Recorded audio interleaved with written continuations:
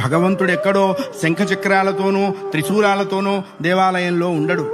9 నెలలు తను చచ్చి నీకు బ్రతికి జన్మనిస్తుంది తల్లి. దేవాలయానికి వెళ్ళినప్పుడు దేవుడు కనపట్టలేదు నాన్న అని మనం ఏడిస్తే ఆ తండ్రి వాడి భుజాల మీద మనల్ని కూర్చోబెట్టి దేవుణ్ణి చూపిస్తాడు. అప్పుడు మనకి తెలుస్తావు మనం కూర్చున్నదే భగవంతుడి భుజాల మీద అని.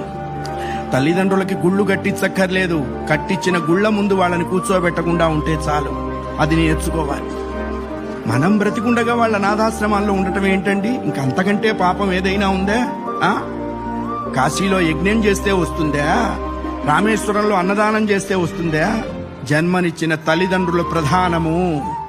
వాళ్ళని నువ్వే సేవించాలి. భగవంతుని సేవించకపోయినా నష్టం లేదు, బోల్డు మంది ఉన్నారు.